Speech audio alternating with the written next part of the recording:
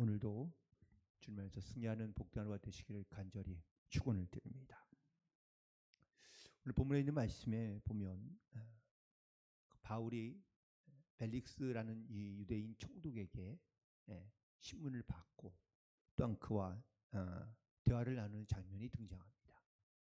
또 총독이 바뀌어서 이번에는 베스토라는 사람과 함께 똑같이 이야기를 나누는데 이 사람들이 다 그 이야기를 듣고 반응하는 것이 조금 다릅니다.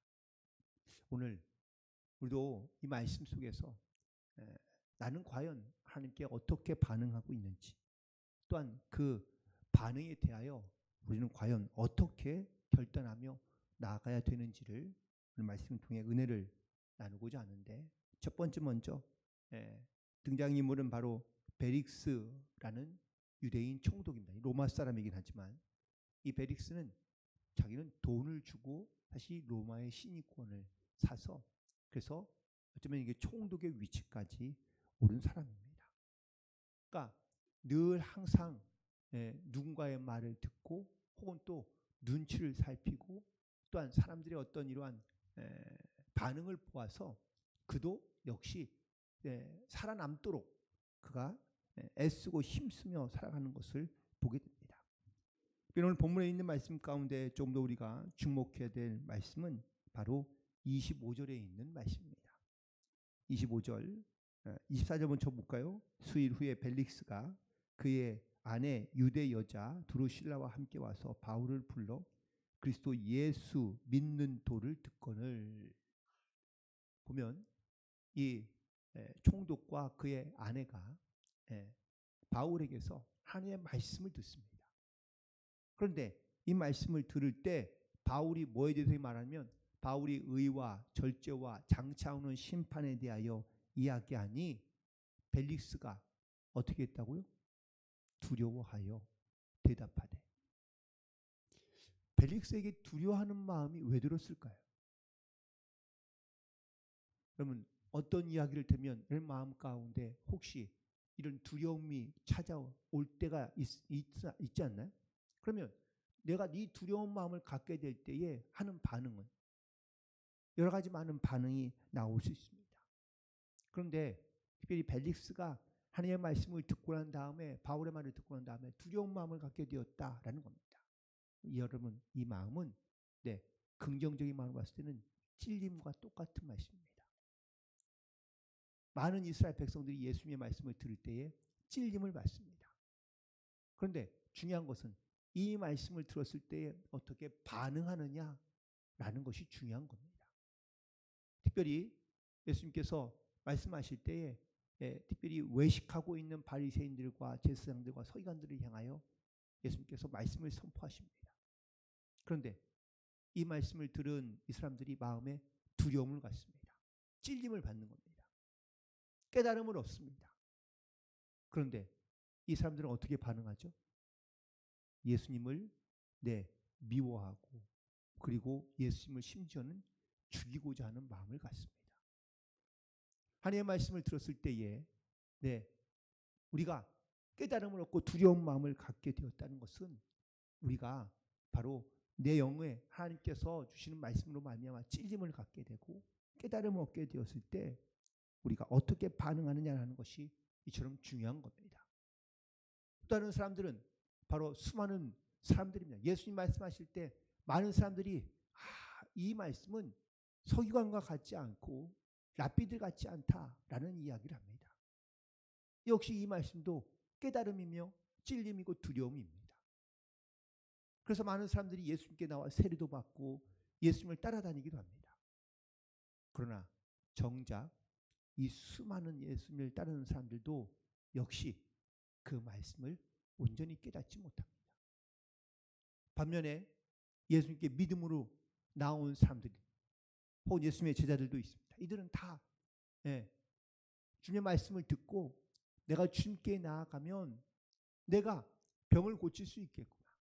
내가 구원을 얻을 수 있겠구나. 내가 예수님을 따르면 정말 내가 내 인생이 완전히 달라진 삶을 살 수 있겠구나 라는 것을 깨닫고 그리고 주님께 나아온 사람들이 바로 제자들과 그리고 또한 문제를 받은 사람들의 특징이라고 말할 수 있습니다. 오늘 말씀 가운데 등장하는 벨릭스는 과연 어떤 사람일까요? 두려워하긴 하지만 그 마음 가운데 전혀 요동함이 없는 사람입니다. 어쩌면 무리나 군중들과 똑같다고 말할 수 있습니다. 그런데 오늘 본문에 있는 말씀 가운데 보니까 26절에 보면 바울을 자꾸 불러서 하나님의 말씀을 들은 이유가 뭐죠? 바울에게서 돈이나 좀 받을까? 이 벨릭스라는 사람이 돈 주고 로마의 시민권을 샀다고 말씀드리지 않습니까? 그러니까 이 사람의 관심은 그냥 돈인 거예요. 바울을 자꾸 들어서 바울의 이야기를 듣는 이유는 바울이 로마의 시민권을 가진 사람이니까 지금 이 문제에서 풀어나려면, 해결되려면, 재판을 잘 받으려면 돈을 주고 돈을 받으면 자기가 풀어줄 수 있는 권한이 있기 때문입니다. 그래서 자주 불러 이야기를 듣지만 그의 관심사는 물질에 있는 것을 보게 됩니다. 어떤 말을 들을 때에 그 말을 우리가 진심으로 듣기도 하고 또한 진실한 마음으로 듣기도 하지만 그 말씀에 대한 반응은 전혀 다른 반응으로 나아올 수 있는 때가 많이 있습니다. 톨스토이가 이런 말을 했습니다. 모든 사람들이 세상을 변화시키고자 하지만 정작 자기 스스로 변하겠다고 생각하는 사람은 없다. 이 말이 많은 것을 좀 생각하게 하는 말입니다. 많은 세상에 있는 사람들이 세상은 변해야 돼, 달라져야 돼, 그리고 바뀌어야 돼 라고 말하지만 정작 자기 스스로 자기 먼저 세상을 바꾸기 위해 노력하는 사람은 아무도 없다는 거예요. 누군가 나서서 앞장서서 가면 그때 조금 따라가는 것 같지만 또 상황이 바뀌고 환경이 바뀌어지면 다시 예전으로 돌아가려 하는 것이 사실 보통 많은 사람들의 습관이며 생각이다라는 것이죠. 오늘 본문에서 벨릭스라는 총독은 하나님의 말씀을 듣습니다. 그리고 그 말씀을 통하여 두려운 마음을 갖게 됩니다. 깨달음이었고 하나님의 은혜였고 지혜였습니다. 그래서 자기의 삶을 바꾸려고 변해야 된다고 생각을 했다면 사실 그 말씀 가운데 순종함으로 나아가면 좋습니다. 그러나 이 벨릭스는 하나님의 말씀을 듣지만 또한 깨달음도 얻고 찔림도 받았지만 그는 변화되지 않습니다. 진실한 하나님의 말씀에 제대로 반응하지 못하고 또한 삶에 아무런 변화가 일어나지 않는 것이죠. 결국은 그래서 이 벨릭스도 그냥 어쩌면 지극히 평범한 삶을 살다가 세상을 떠났는지도 모릅니다. 벨릭스의 모습을 바라보면서 이 모습이 혹시 나의 모습은 아닌지, 우리의 모습은 아닌지를 다시 한번 돌아보게 됩니다. 우리도 하나님의 말씀을 듣습니다.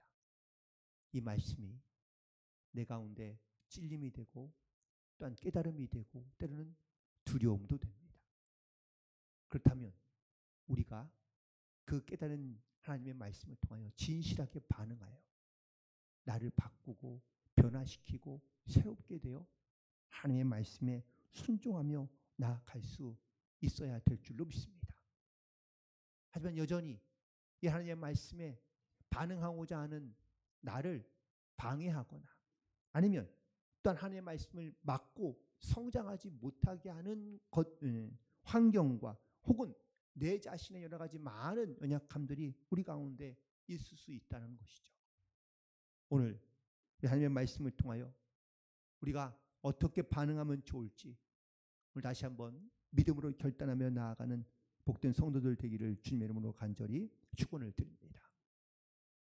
그래서 두 번째는 바로 이 주신 하나님의 말씀과 우리가 반응하며 나아갈 때 내 원대로, 내 뜻대로 혹은 내 욕심대로 또한 주변 환경대로 나아가는 것이 아니라 주님의 은혜를 구하고 지혜를 구하고 믿음으로 결단하며 나아가야 될 줄로 믿습니다. 바울의 이야기를 듣던 이 벨릭스 총독은요, 2년이 지난 후에 어떤 사고인지 모르지만 병으로 죽었다고 기록되어지는 경우가 많은데 2년이 지난 후에 이 벨릭스는 결국은 죽게 됩니다. 그리고 벨릭스가 죽고 그 후임으로 베스도라는 총독이 오게 되죠. 그리고 이 베스도가 부임한 지 3일 만에 현재 지금 가이사라라는 지역의 총독부가 있는데 예루살렘으로 가게 됩니다. 예루살렘으로 새로운 총독이 오자 수많은 유대인들의 지도자들이 다 모여서 이 총독을 만나게 됩니다. 그런데 그때 이 유대인들이 이 새로운 총독에게 요구하고 부탁하는 말이 있는데 그건 바로 바울을 우리에게 넘겨달라라는 부탁입니다. 그래서 이 베스도가 그 이야기를 듣고 저 사람들이 왜 저렇게 이야기하는지, 또한 그들의 마음을 이제 새로 부임한 총독에게 그런 지도자들의 마음을 얻기 위해서 바울을 내어주기로 결심합니다. 그리고 다시 올라와서 바울에게 묻는 장면이 오늘 본문에 있는 말씀이기도 합니다. 여러분, 여기서 우리가 기억해야 될 것은 우리가 하나님의 말씀을 듣고 순종하느냐, 아니면 사람의 말을 듣고 우리가 결단하고 선택하느냐의 결과가 이렇게 달라질 수 있다라는 이야기입니다. 베스도는 사람들의 이야기를 듣고 마음에 결단합니다. 내가 이 바울이라는 사람을 넘겨줘야 되겠다. 그는 바울에 대해서 알지 못합니다. 유대인들에 대해서도 이 상황에 대해서 어떤 문제가 있는지 알지 못한 채 이미 벌써 자기의 마음을 선택한 것이죠. 결단한 겁니다. 그리고 와서 바울의 이야기를 듣습니다. 하지만 바울의 이야기가 잘 들리지 않습니다. 바울도 몇 번이나 자기가 이 문제에 대해서 혹은 또 이 사건에 대해서 자기는 무죄하다고 거기서 변론하고 있는 것을 보게 됩니다. 그런데 이 베스도는 계속해서 바울에게 예루살렘으로 가서 내가 판단을 받아라, 혹은 예루살렘에 가서 이 문제를 해결하고 와라 라고 이렇게 계속해서 종용하고 있는 것을 보게 됩니다. 여러분, 우리가 먼저 사람의 생각과 인간적인 생각이 먼저 선택이 되고 내가 그 안에 휩싸이게 되면 하나님의 말씀이 잘 들리지 않고 하나님의 뜻이 무엇인지를 분별하기가 쉽지 않습니다. 그래서 우리는 어떠한 일에도 먼저 하나님께 지혜를 구하고 하나님의 은혜를 구하고 그리고 우리가 믿음으로 말씀으로 순종하며 나아가야 될 줄로 믿습니다. 우리의 삶에도 이런 문제들이 얼마나 많은지 모릅니다. 내가 어떻게 결정하느냐, 내가 무엇을 선택하느냐, 내가 어떠한 답을 내어놓느냐에 따라서 우리의 삶의 방향과 질이 180도 달라지는 것을 알 수 있습니다. 우리는 완벽하지 못한 사람들입니다. 그러니 내가 모든 상황에 적절하고 혹은 또 정확한 답변을 주기가 어려울 수 있습니다. 아니, 그런 거는 아예 불가능하다고 말할 수 있습니다. 그렇기에 우리는 항상 어떠한 상황, 어떠한 문제, 어떠한 사건 속에서 내가 어떻게 반응하고 내가 무엇을 선택하고 그리고 우리가 어떻게 나아가야 될지를 우리가 항상 하나님께 묻고 찾으며 기도함으로 나아가야 될 줄로 믿습니다.